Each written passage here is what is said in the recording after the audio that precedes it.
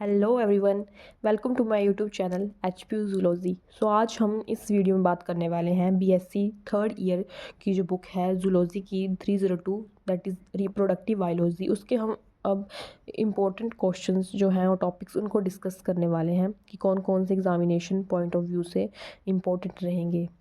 तो चलो वीडियो की शुरुआत करते हैं। पहले इसका कंटेंट जो है वो देख लेते हैं। इस बुक की बात करें तो इसमें हमारी सिर्फ 4 यूनिट्स हैं, जो है एक रिप्रोडक्टिव एंडोक्राइनोलॉजी, सेकंड यूनिट है functional anatomy of male reproduction, third unit है functional anatomy of female reproduction और फोर्थ जो हमारी यूनिट है वो है रिप्रोडक्टिव हेल्थ। जिसमें 4 चैप्टर्स और 4 यूनिट्स हैं। तो जो सेक्शन ए है हमारी वो तो आते हैं एमसीक्यूज़ 10 मार्क्स के, ठीक है। उसके बाद जो हमारे सेक्शन बी जो आती है उसमें फर्स्ट चैप्टर्स के क्वेश्चन बनते हैं। फिर उसके आगे वाली सेक्शन में इससे इससे इससे तो मिक्सअप तो कभी कभार बाई चांस हो जाता है, पर वैसे देखा जाए तो चैप्टर वाइज हमारी 4 सेक्शंस में इस वाइज ही जो है क्वेश्चन बनते हैं। तो इसके जो है इंपॉर्टेंट क्वेश्चन हम डिस्कस कर लेते हैं। सबसे पहले बात करते हैं जो हमारी यूनिट 1 है रिप्रोडक्टिव एंडोक्राइनोलॉजी। तो इसके पहले सबसे पहले तो आप इसका जो है इंट्रोडक्शन वो सब देख लेना। टेस्टिस के बारे में आपको पता होना चाहिए, तो ये आप देख लेना टेस्टिस के बारे में। और फंक्शन ऑफ टेस्टोस्टेरोन के होते हैं आपको पता होना चाहिए, ये इम्पोर्टेंट है। इसके बाद ये टर्म्स आती है जैसे हाइपोगोनाडिज्म, ये क्या है, हाइपरगोनाडिज्म क्या है, ये जो टर्म्स हैं इंपॉर्टेंट है। सर्टोली सेल्स किसको बोलते हैं, ये इंपॉर्टेंट है। केमिस्ट्री ऑफ एंड्रोजन्स ये देख लेना। और उसके बाद जो है वो कंट्रोल ऑफ टेस्टोस्टेरोन सिक्रेशन, ये आप देख लेना कि क्या क्या है। और उसके बाद है हमारी ओवरीज़ के बारे में आप पढ़ लेना। इसमें जो टर्म्स है एस्ट्रोजन्स, इसके फंक्शन आपको पता होने चाहिए। इसके बाद ये प्रोजेस्टेरोन के बारे में आपको पता होना चाहिए, इसके फंक्शंस क्या क्या होते हैं। ये हार्मोन है, फीमेल हार्मोन, इनके फंक्शंस आपको पता होने चाहिए, ठीक है। इसके बाद ये रिलैक्सिन के बारे में पढ़ना है, इसके फंक्शंस जो हैं वो आपको देखने हैं। इसके बाद जो है हमारे synthesis of ovarian hormone and their chemistry, ये आपको ये पता होना चाहिए। उसके बाद ये हाइपोगोनाडिज्म किसको बोलते हैं, हाइपर गोनाडिज्म किसको बोलते हैं ये फीमेल में, तो ये आपको पता होना चाहिए। ये जो है ना हाइपो और हाइपर, ये जो है इसको कई बार शॉर्ट टर्म में पूछ लिया जाता है, कई बार डेफिनेशन के तौर में, और कई बार शॉर्ट क्वेश्चन में ऐसे दे देते हैं कि इनके बारे में एक्सप्लेन करो ब्रीफली, तो उस हिसाब से आ सकता है। उसके बाद जो है इम्पोर्टेंट है जैसे ये टाइप्स ऑफ एंडोक्राइन ग्लैंड, कौन कौन से और हॉर्मोन्स, वो इम्पोर्टेंट है। उसके बाद सबसे इम्पोर्टेंट जो है मोस्ट इम्पोर्टेंट वो ये है mechanism of action of quick acting hormones, ये जो है मोस्ट इम्पोर्टेंट क्वेश्चन है, रिपीटेड क्वेश्चन है, स्किप मत करना, ये इंपॉर्टेंट है। उसके बाद हमारे ये जर्नल मैकेनिज्म, इसको हम सेकंड मैसेंजर हाइपोथेसिस बोलते हैं, ये भी मोस्ट इंपॉर्टेंट है, इसको भी स्किप मत करना, इंपॉर्टेंट क्वेश्चन है। उसके बाद हमारा ये आता है quick acting hormones acting through changes in membrane permeability, ये भी मोस्ट इंपॉर्टेंट है, इसको स्किप मत करना। उसके बाद है mechanism of action of steroid hormones, steroid का भी देख लेना, इसके फंक्शन मैकेनिज्म जो जो है। उसके बाद आता है मैकेनिज्म एक्शन ऑफ एस्ट्रोजन, देख लेना। Journal mechanism of mRNA hypothesis, ये देख लेना। उसके बाद आता है आपका हाइपोथैलेमस, इसके बारे में थोड़ा बहुत आप पढ़ लेना। और उसके बाद हमारा है पिट्यूटरी ग्लैंड हाइपोथेसिस, इसको भी आप देख लेना। पिट्यूटरी, इसके जो स्ट्रक्चर है पिट्यूटरी ग्लैंड का, और ये एडिनो हाइपोथेसिस वगैरह, न्यूरो हाइपोथेसिस, आप पढ़ लेना पिट्यूटरी ग्लैंड के बारे में, ठीक है। और ये डिफरेंस आपको देखना होगा ना, different region of hypothalamus, middle area, lateral area जो भी है, ये आप देख लेना डिफरेंस।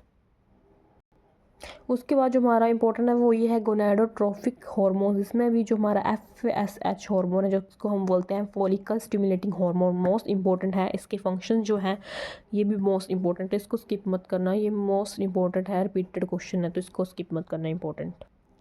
इसके बाद आता है डिसऑर्डर जो है एसोसिएटेड विद FS, कौन कौन से डिसऑर्डर है। उसके बाद ये LH hormone in female and interstitial cell stimulating hormone ICH in male, ये भी मोस्ट इंपॉर्टेंट है।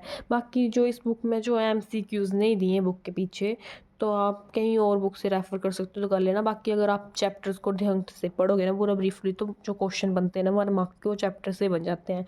तो आपके अगर टॉपिक क्लियर होंगे, आपके जो बेसिक क्लियर होंगे, तो आप 1 मार्क्स के कर सकते हो, ठीक है। अब हम बात करते हैं तो सेकंड यूनिट की बात करें जो है functional anatomy of male reproduction.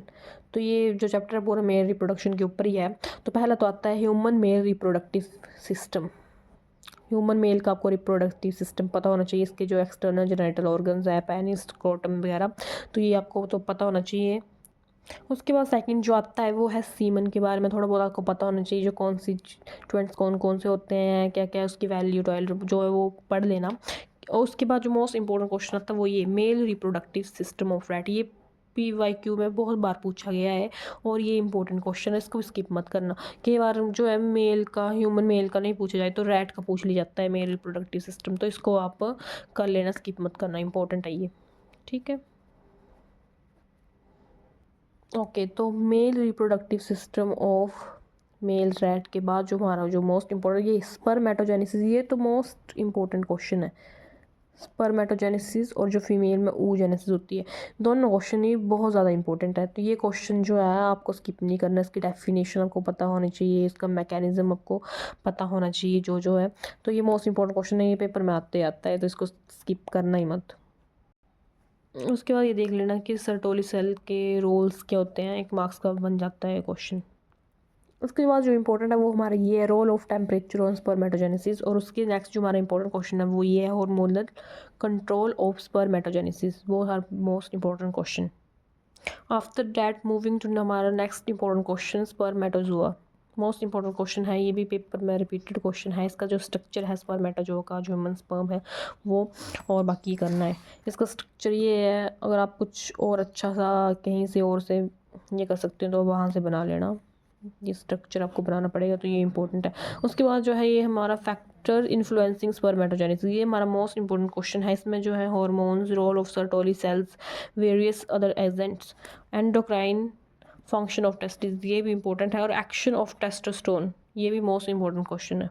इसके बाद हमारा आता है ये control of testosterone secretion, role of testosterone in pubertal changes in the boys, ये इंपॉर्टेंट क्वेश्चन है। तो इसके साथ हमारी जो सेकंड यूनिट है वो भी ख़त्म होती है। अब हम अपनी नेक्स्ट यूनिट थर्ड यूनिट उस पर चलते हैं। थर्ड यूनिट की बात करें तो वो ये है functional anatomy of female reproduction. इसमें पहले तो आपको ह्यूमन फीमेल रिप्रोडक्टिव सिस्टम के बारे में पता होना चाहिए, उसमें क्या क्या पार्ट है, क्या क्या नहीं, एक्सटर्नल जेनिटल्स वगैरह जो है वो करने पता होने चाहिए। इसके बाद जो हमारा इंपॉर्टेंट था वो ये female reproductive system of rat. Maximum time अगर देखा जाए तो ह्यूमन मेल का जो है और ह्यूमन फीमेल का और रिप्रोडक्टिव सिस्टम वो कम पूछा जाता है, और जो रैट का जो है उसको एग्ज़ाम में ज़्यादा पूछा जाता है। तो अगर आप ह्यूमन फीमेल का ज़्यादा ढंग से लर्न ना कर सकें, पर इसको स्किप मत करना, रैट वाले को बोथ मेल एंड फीमेल में, तो वो इंपॉर्टेंट क्वेश्चन है। ठीक है, ये रिपीटेड क्वेश्चन है, HPU में मैक्सिमम रैट के बारे में पूछते हैं, तो इसको कर लेना। Okay, so reproductive system of rat के बाद जो है हमारा मोस्ट इंपॉर्टेंट क्वेश्चन आता है oogenesis। फीमेल में जो है oogenesis जो टॉपिक है वो बहुत ही ज़्यादा इंपॉर्टेंट है, और ये ऊपर जो हिस्टोलॉजी ऑफ ओवरी वगैरह ये दी हुई ये रिप्रोडक्टिव सिस्टम का ही पार्ट है। ठीक है, तो आपको oogenesis पता होना चाहिए और आपको मैकेनिज़्म पता होना चाहिए oogenesis का, और ये जो oogenesis की डायग्राम है ये आपको आनी चाहिए। ठीक है, तो ये आपको करना है। उसके बाद जो हमारा आता है वो ये है एंडोक्राइन फंक्शन ऑफ ओवरी। आपको पता होना जिसमें एस्ट्रोजन का क्या फंक्शन है, एस्ट्रोजन का रोल क्या है, और रोल ऑफ प्रोजेस्टेरोन क्या रोल है। ठीक है, इसका ओवरी में फंक्शन, तो आपको ये पता होना चाहिए। अगर पेपर में इसको नहीं भी पूछेंगे तो एक एक मार्क्स में आपको हेल्प करेंगे ये, role of progesterone, role of estrogen जो है, तो वो कर लेना। ठीक है, एक मार्क्स में आपकी हेल्प हो जाएगी। उसके बाद जो हमारा इंपॉर्टेंट है वो ओवम के बारे में है, इसकी डेफिनेशन, स्ट्रक्चर ऑफ ओवम जो है ह्यूमन फीमेल का पूछ लिया जाता है पेपर में, तो इंपॉर्टेंट है। स्ट्रक्चर के बारे में पता भी होना चाहिए इन रिटन, और इसकी डायग्राम ये भी इंपॉर्टेंट है, डायग्राम भी पेपर में पूछ ली जाती है, तो इसको मत छोड़ना। उसके बाद जो है हमारा मैमिलियन स्पर्म और मैमिलियन ओवम, इसके बाद में डिफरेंस है वो आप देख लेना।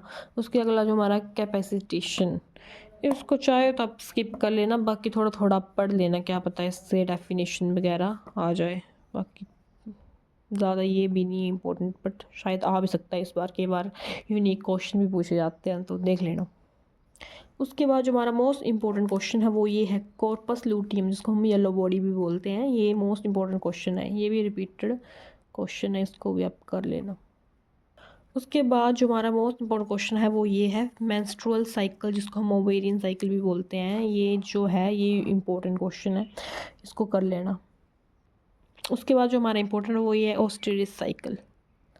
ये भी है, कई बार अगर मेंस्ट्रुअल साइकिल के बारे में ना पूछा जाए तो ओस्टेरिस साइकिल के बारे में पूछा जाता है, जो कि सीजनल ब्रीडर जिसको हम बोलते हैं। ये मैमल्स में होता है, इसमें मैक्सिमम सीप, भेड़ वगैरह में और भी जो है, तो इसको कर लेना।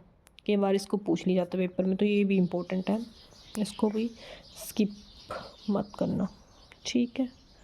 उसके बाद फर्टिलाइजेशन के बारे में पढ़ लेना, डिफरेंस पढ़ लेना मेंस्ट्रुअल साइकिल और ओस्ट्रिस में डिफरेंस क्या क्या है, ठीक है। उसके बाद जो है वो इम्प्लांटेशन, ये आपका इम्पोर्टेंट है, इसको भी देख लेना। उसके बाद जो है ये गैस्टेशन, ये भी पढ़ लेना, ये भी इम्पोर्टेंट है, इसको भी मत छोड़ना, ये इसको स्किप मत करना। इसके बाद ये देख लेना type of placenta in human being, function of placenta क्या होते हैं। उसके बाद जो इम्पोर्टेंट वो ये है पार्चुरेशंस किसको बोलते हैं, इसके बारे में देख लेना। Hormonal control of gestation human chronic dopamine HGC के बारे में पढ़ लेना।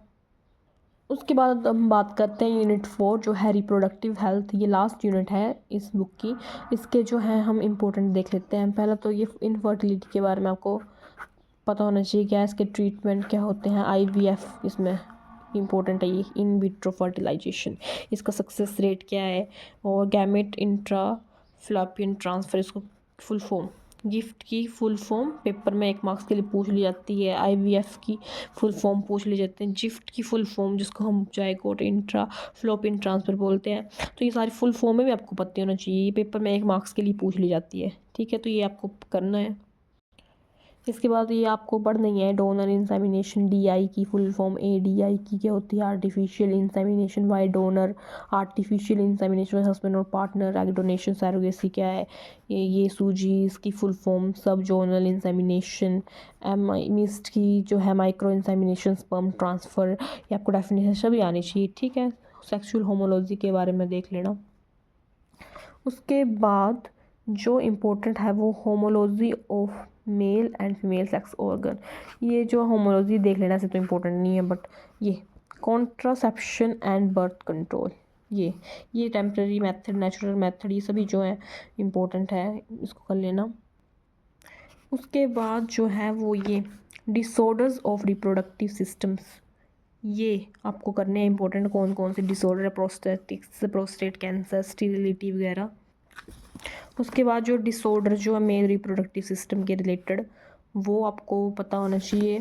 उसके बाद ये डिसऑर्डर ऑफ मीन्स क्या क्या है, ये आपको पता होना चाहिए, ठीक है।